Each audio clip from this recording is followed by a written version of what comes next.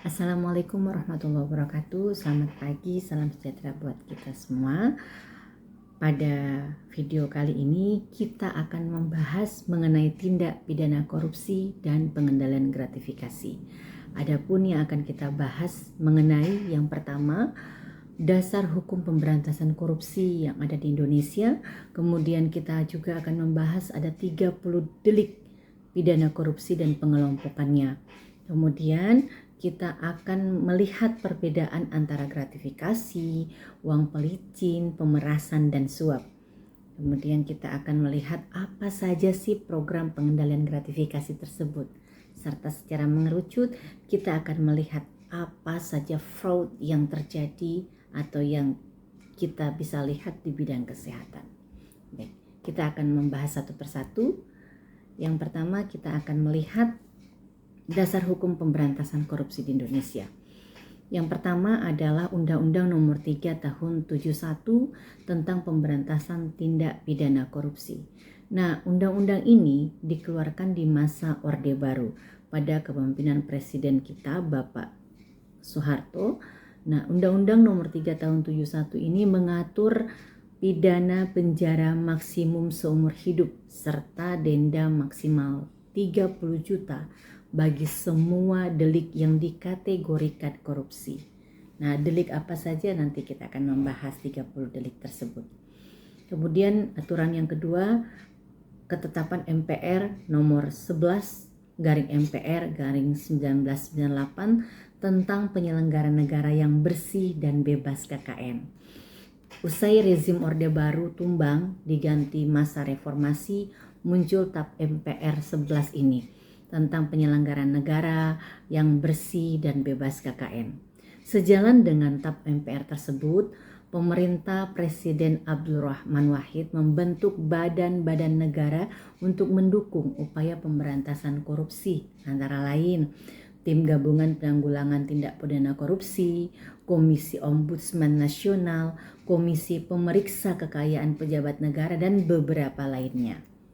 Kemudian ada juga Undang-Undang Nomor 28 Tahun 1999 tentang penyelenggaraan negara yang bersih dan bebas KKN.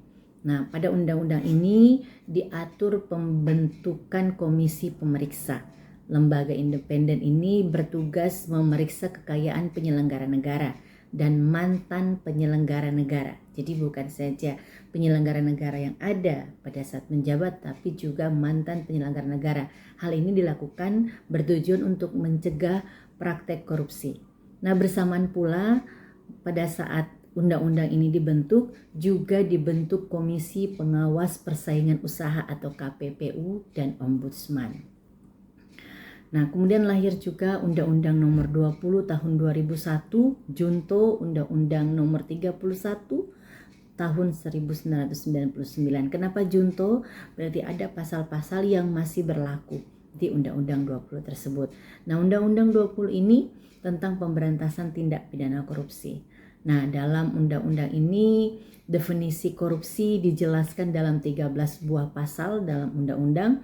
Berdasarkan pasal-pasal tersebut, korupsi dipetakan ke dalam 30 bentuk yang akan dikelompokkan lagi menjadi 7 jenis, yaitu penggelapan dalam jabatan, pemerasan, gratifikasi, suap menyuap, benturan kepentingan dalam pengadaan, perbuatan curang, dan kerugian keuangan negara.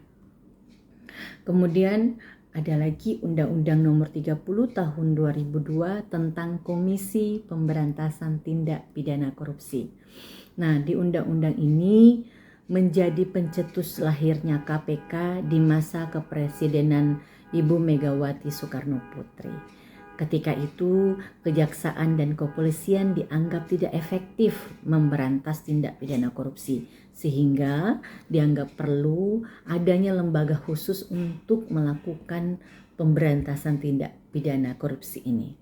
Nah, pada Undang-Undang Nomor 30 Tahun 2002 ini disempurnakan dengan revisi Undang-Undang KPK pada 2019 dengan terbitnya Undang-Undang Nomor 19 Tahun 2019 diatur soal peningkatan sinergitas antara KPK, kepolisian, kejaksaan. Dalam hal ini mereka akan bersinergi melakukan penanganan perkara tindak pidana korupsi. Nah, kemudian lahir pula Undang-Undang Nomor 15 Tahun 2002. Di sini juga menjelaskan tentang tindak pidana pencucian uang.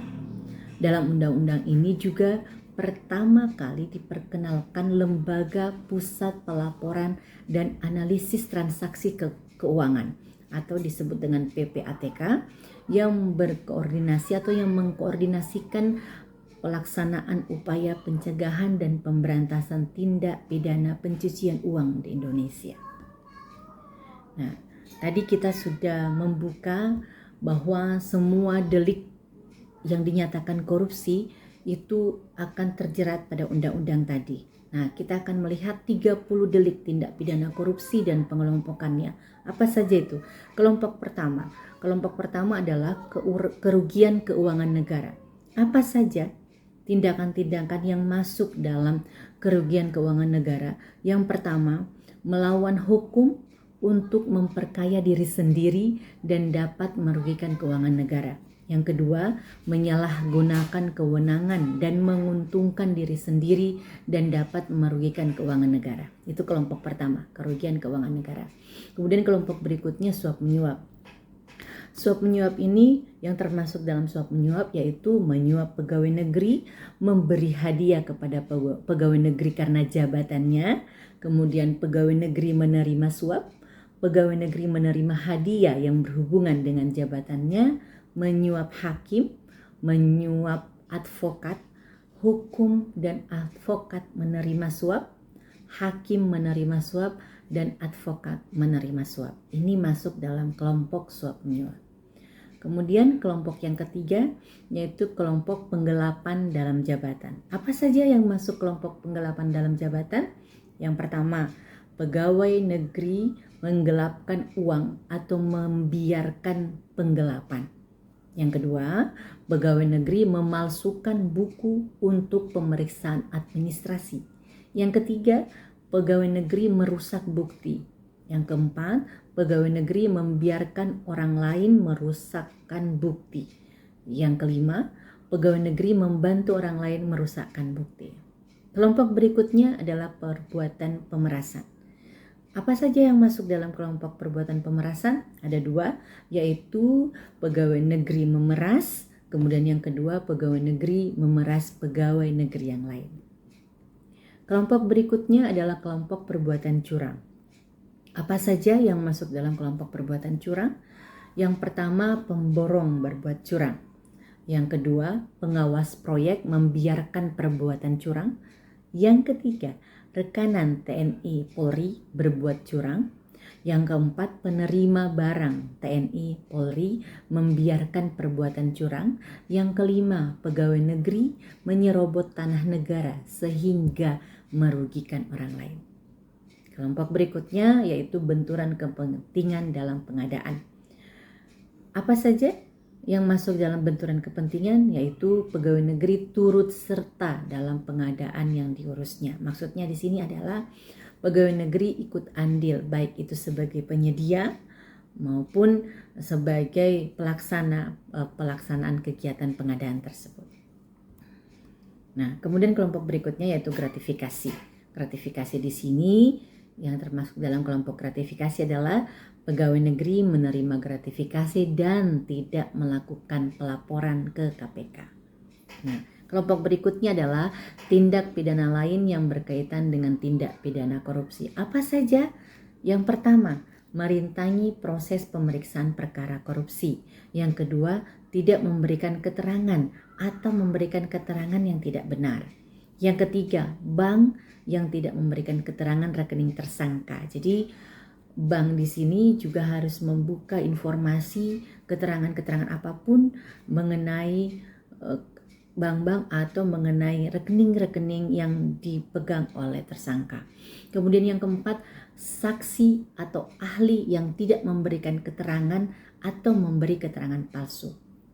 Yang kelima, orang yang memegang rahasia jabatan tidak memberikan keterangan atau memberikan keterangan-keterangan palsu. Yang berikutnya, saksi membuka identitas pelapor. Jadi di sini pelapor dalam hal ini, jadi kalau kita mendengar ataupun melihat tindak pidana korupsi, jangan takut untuk melakukan laporan ke KPK ataupun ke pelaksana hukum. Karena kenapa? Identitas pelapor ini akan dirahasiakan atau disimpan sebagai perlindungan terhadap saksi. Nah, itu 30 delik dari tindak pidana korupsi. Nah, 30 delik tersebut akan diberantas sesuai dengan aturan hukum perundang-undangan yang berlaku. Sekarang kita akan melihat perbedaan gratifikasi, uang pelicin, pemerasan, dan suap. Berdasarkan Undang-Undang Nomor 20 Tahun 2001, Junto Undang-Undang Nomor 31 Tahun 1999 tentang pemberantasan tindak pidana korupsi, korupsi dirumuskan ke dalam 30 bentuk tadi. Dari 30 bentuk tersebut, korupsi dapat dikelompokkan menjadi 7 kategori yang tadi saya sudah sebutkan, bahwa ini semua berkaitan dengan tindak pidana korupsi. Nah, berkaitan dengan kerugian keuangan negara, suap menyuap, penggelapan dalam jabatan, pemerasan, perbuatan curang, benturan kepentingan dalam pengadaan, dan gratifikasi. Nah, dari ketujuh jenis tersebut kita ketahui bahwa suap, pemerasan, gratifikasi berada di kategori yang berbeda dengan pengertian yang berbeda pula. Uang pelicin masuk dalam kategori suap menyuap. Perbedaan dari sisi pelaku bisa dilihat pada istilah suap dan pemerasan. Suap terjadi jika pengguna jasa secara aktif menawarkan imbalan kepada petugas layanan dengan maksud agar tujuan-tujuannya atau urusannya bisa lebih cepat diselesaikan walaupun melanggar prosedur. Sebaliknya, kalau pemerasan terjadi jika petugas layanan yang secara aktif menawarkan jasa atau meminta imbalan kepada pengguna jasa untuk mempercepat layanannya walau melanggar prosedur. Nah, sementara uang pelicin bisa menjadi gabungan dari suap dan pemerasan tersebut. Suap dan pemerasan akan terjadi jika transaksi atau deal antara kedua pihak tersebut. Nah, perbedaan dengan gratifikasi ini yang tidak ada kesempatan atau tidak ada kesepakatan antara keduanya. Itu gratifikasi. Nah, gratifikasi menurut penjelasan pada pasal 12B Undang-Undang Pemberantasan Tipikor itu, yaitu pemberian dalam arti luas, yakni meliputi pemberian uang, barang, diskon, pinjaman tanpa bunga, tiket perjalanan, fasilitas penginapan, perjalanan wisata, pengobatan cuma-cuma, dan fasilitas lainnya. Itu. Nah, penyuapan dan pemerasan memiliki unsur janji atau bertujuan menginginkan sesuatu dari pemberian tersebut. Sedangkan gratifikasi itu pemberian yang tidak memiliki unsur janji. Tetapi gratifikasi juga dapat disebut suap jika pihak yang bersangkutan memiliki hubungan dengan jabatan yang berlawanan dengan kewajiban dan hak yang bersangkutan. Itu dia perbedaannya ya. Sekarang kita lihat apa saja sih program-program yang bisa kita lakukan dalam pengendalian gratifikasi. Program ini kita bagi menjadi 4 tahap. Tahap pertama yaitu komitmen dari pimpinan instansi. Tahap kedua, penyusunan aturan pengendalian gratifikasi. Yang ketiga, pembentukan unit gratifikasi atau UPG. Yang keempat, melakukan monitoring dan evaluasi pengendalian gratifikasi. Kita akan membahas satu persatu. Yang pertama, komitmen dari pimpinan instansi. Adapun komitmen pengendalian gratifikasi ini antara lain yang pertama, ini komitmen yang perlu ditanamkan oleh pimpinan dalam instansi. Yang pertama, tidak menawarkan atau memberikan suap gratifikasi ataupun uang pelicin dalam bentuk apapun kepada lembaga negara maupun pemerintah, perseorangan ataupun kelembagaan, perusahaan domestik ataupun perusahaan asing. Yang kedua, tidak menerima gratifikasi yang dianggap suap dalam bentuk apapun terkait dengan pelaksanaan tugas pokok dan fungsi.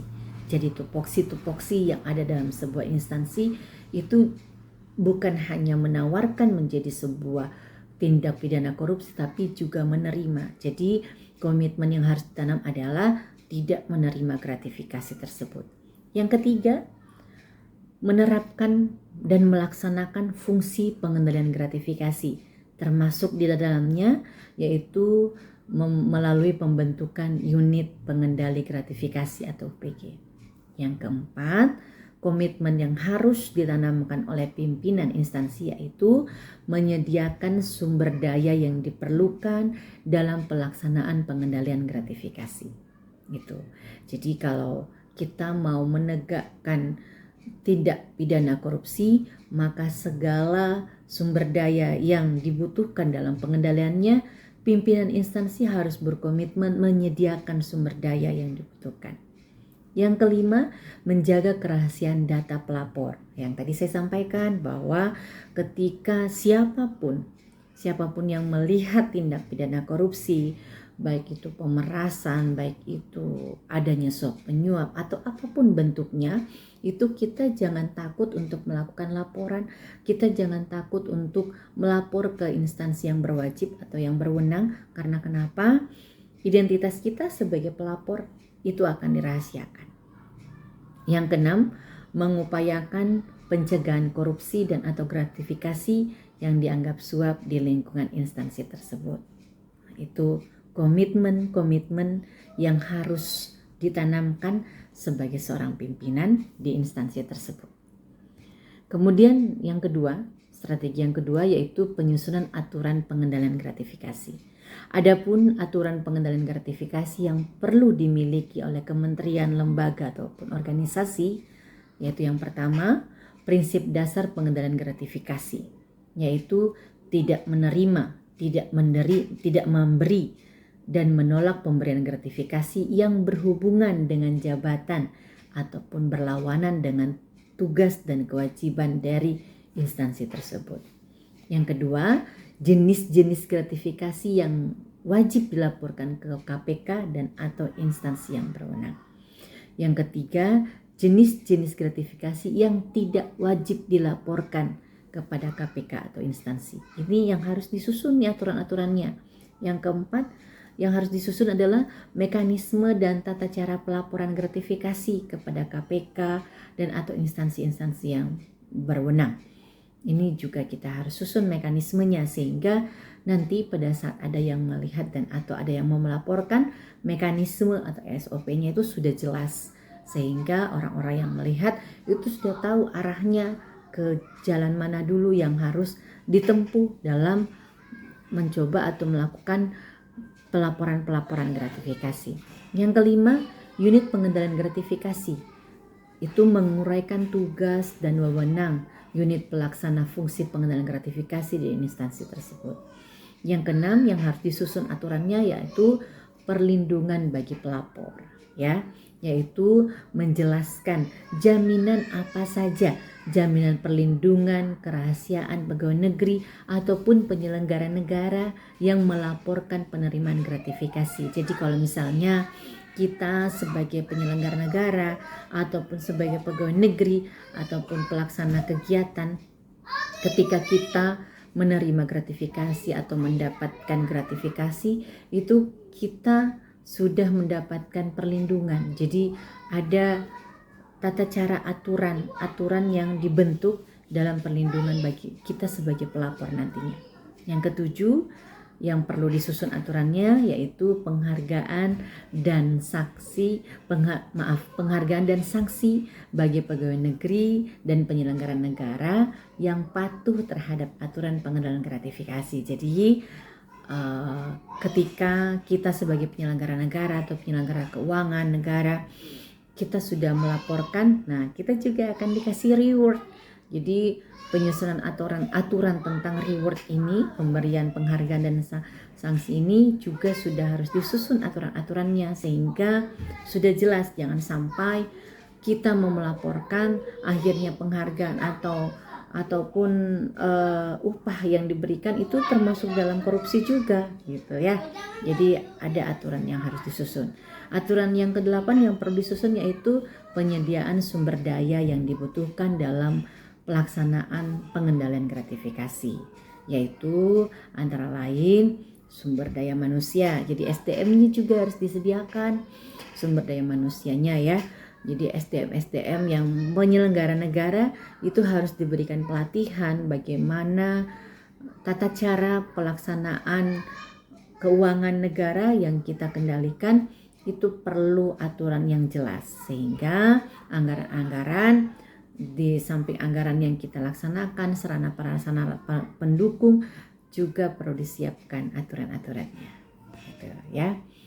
Kemudian langkah yang ketiga, pembentukan unit pengendalian gratifikasi. Nah, UPG ini berperan sebagai motor penggerak kegiatan pengendali gratifikasi. UPG ini dapat berupa unit khusus ataupun unit tambahan yang ada dalam struktur organisasi ataupun secara fungsi melekat dalam fungsi kepatuhan atau fungsi pengawasan internal. Nah, guna memberikan pemahaman dan kemampuan teknis kepada pegawai kementerian, lembaga, organisasi pemerintah yang ditugaskan sebagai petugas UPG agar dapat melaksanakan pengendalian gratifikasi yang optimal. Maka KLOP ini perlu mengikuti kegiatan-kegiatan seperti pemberian bimbingan teknis dan asistensi dalam pengendalian gratifikasi. Nah itu. Yang kemudian langkah yang keempat, tetap dilaksanakan monitoring dan evaluasi pengendalian gratifikasi.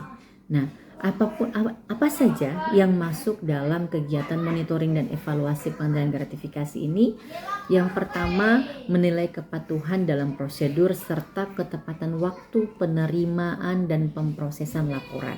Jadi kalau ada laporan-laporan yang dimasukkan, ada pelapor dan segala macam, itu ada kepatuhan-kepatuhan, ada aturan-aturan, ada prosedur-prosedur ketepatan waktu sehingga orang yang melakukan pelaporan tidak menunggu lama, waktunya sudah sangat jelas. Nah, tujuan kegiatan ini adalah untuk menjaga standar kualitas waktu pelaksanaan proses sehingga sesuai dengan mekanisme yang telah ditetapkan.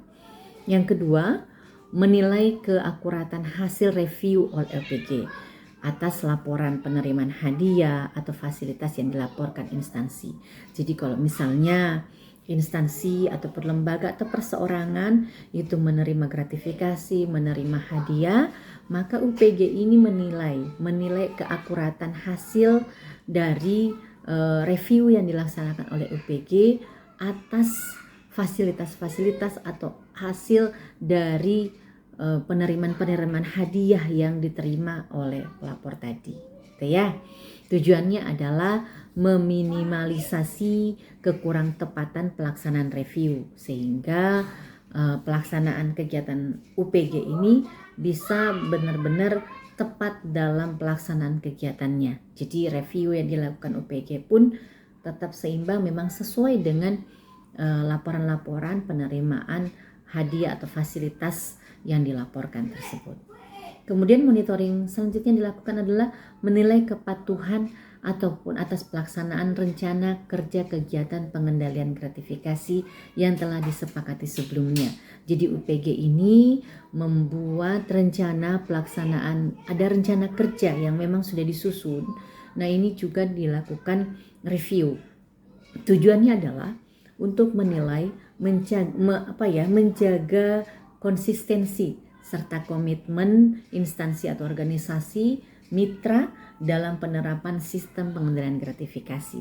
Jadi 3 langkah ini termasuk dalam monitoring dan evaluasi pengendalian gratifikasi. Jadi walaupun UPG sudah dibentuk, maka ini pun juga harus tetap dilakukan monitoring dan evaluasi sehingga semuanya berjalan sesuai dengan SOP, sesuai dengan aturan yang sudah ditetapkan bersama. Itu. Itu adalah 4 langkah dalam program pengendalian gratifikasi. Nah, sekarang kita melihat karena kita di kesehatan ya banyak terjadi fraud. Kita bisa lihat apa saja sih fraud yang ada dalam pelayanan kesehatan menurut Permenkes nomor 36 tahun 2015 yang sering terjadi ya. Yang pertama itu upcoding. Apa sih itu upcoding? Upcoding itu adalah pemberian kode diagnosa tapi di up. Jadi penulisan kode diagnosa yang berlebihan dengan cara mengubah kode diagnosa ataupun prosedur menjadi kode yang memiliki tarif yang lebih tinggi dari yang seharusnya.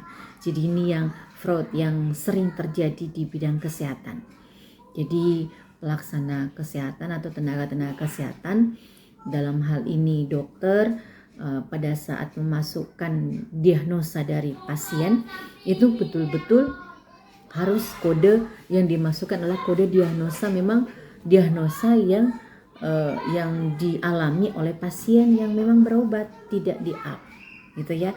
Tapi yang terjadi selama ini sering kita melihat ada terjadi upcoding dalam kode diagnosa.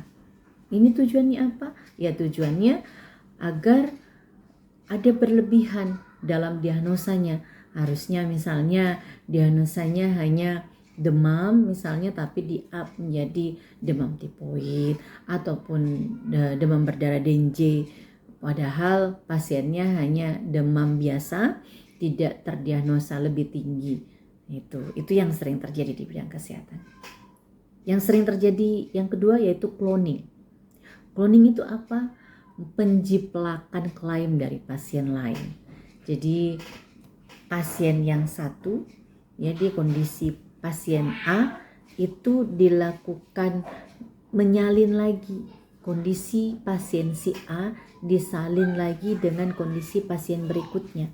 Jadi satu pasien yang datang tapi dijadikan data menjadi 2 pasien yang datang ataupun 3 bahkan 4. Itu yang terjadi, yang sering terjadi di pelayanan kesehatan, di cloning ya, data-data pasien dijiplak menjadi data pasien yang lain sehingga terkesan bahwa pasien itu banyak yang datang gitu ya.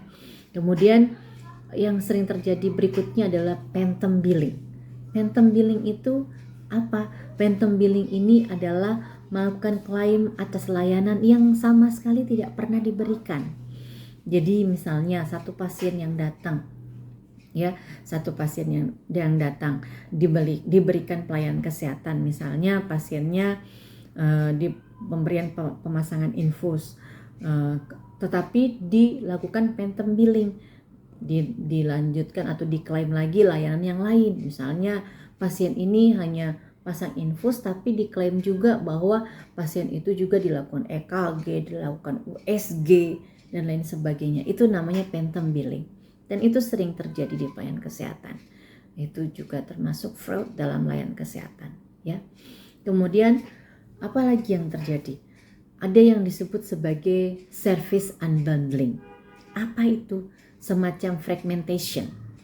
Ini merupakan klaim atas 2 atau lebih diagnosa atau prosedur yang seharusnya menjadi satu paket pelayanan dalam episode yang sama untuk mendapatkan nilai klaim yang lebih besar pada satu episode perawatan pasien. Ini sering terjadi juga. Kita mendapatkan klaim-klaim diagnosa menjadi 2 paket pelayanan padahal kita memberikan satu pelayanan saja. Ini ya. Ini hal-hal fraud yang sering terjadi di layanan kesehatan ya. Itu. Kemudian apa lagi yang sering terjadi? Invalid billing ya, atau penggelembungan tagihan obat dan alat kesehatan. Kadang kita melihat satu pasien misalnya obatnya hanya 4 macam tetapi ternyata tagihannya banyak. Itu sering terjadi invalid billing ya. Invalid bills ini billsnya ditambahin ya, tagihan-tagihan obat dan alat kesehatan yang dimasukkan itu ditambahkan, tidak sesuai dengan yang diberikan ke pasien.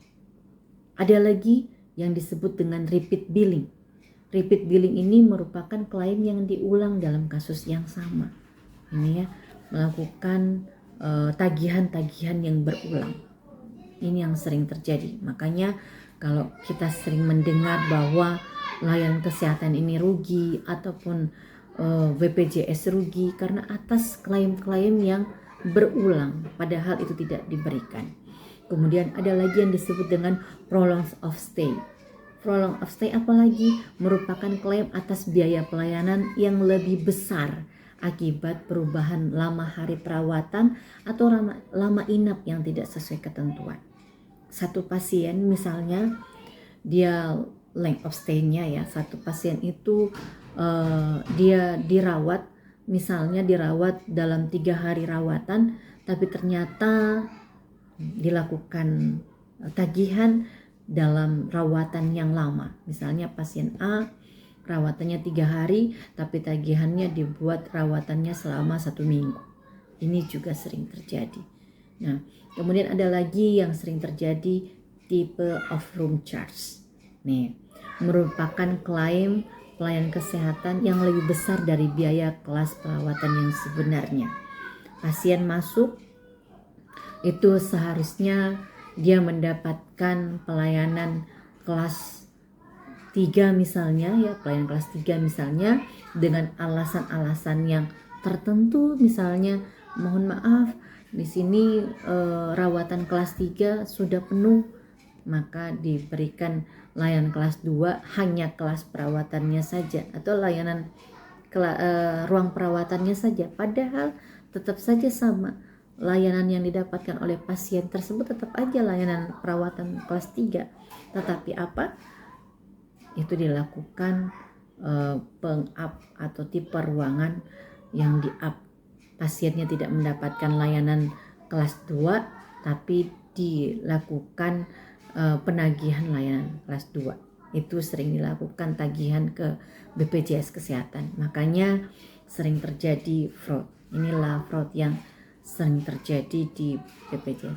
Apalagi bukan cuma itu, ada lagi fraud yang terjadi di layanan kesehatan, yaitu cancel service. Cancel service ini adalah membatalkan tindakan yang wajib dilakukan.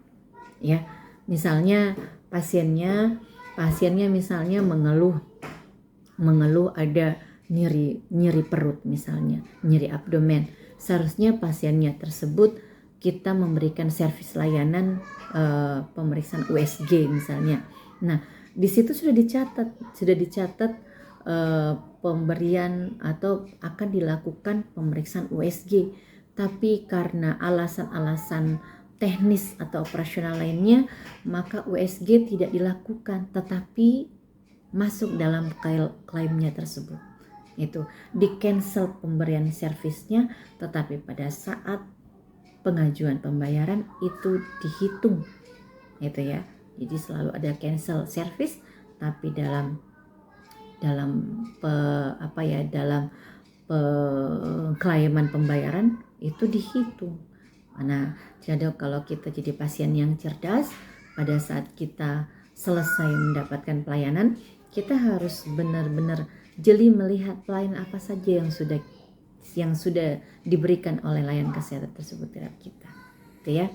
Kemudian ada lagi fraud yang lain, yaitu no medical value.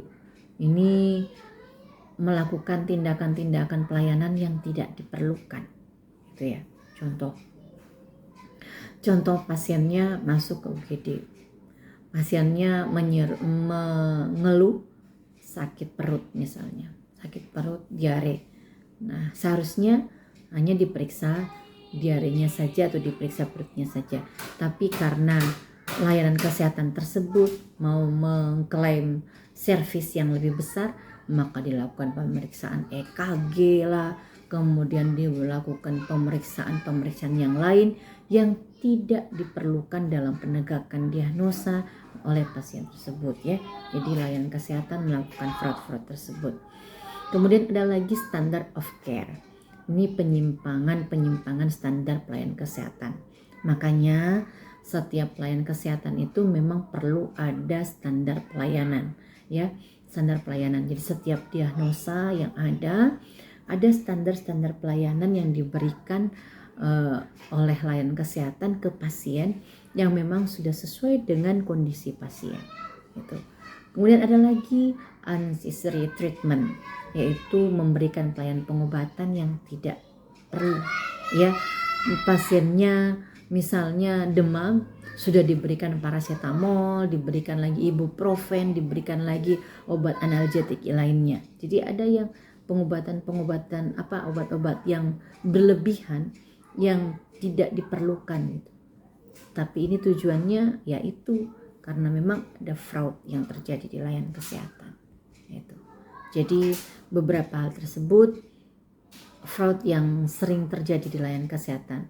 Jadi kita sebagai warga yang bijak, atau misalnya kita jadi pasien, kita perlu melihat layanan apa saja sih yang diberikan oleh pelayanan kesehatan, servis apa saja sih yang diberikan oleh instansi kesehatan tersebut ke kita, sehingga seimbang antara apa yang diberikan dengan klaim-klaim billing yang dikeluarkan.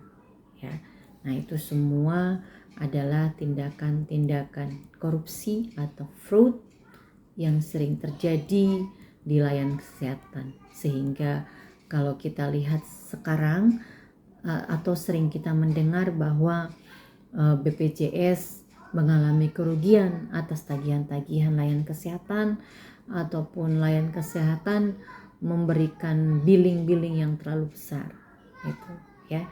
Jadi itu semua yang perlu kita kendalikan bersama dalam upaya tindak pidana korupsi serta pengendalian gratifikasi. Demikian materi kita hari ini. Lebih dan kurangnya mohon dimaafkan. Assalamualaikum warahmatullahi wabarakatuh.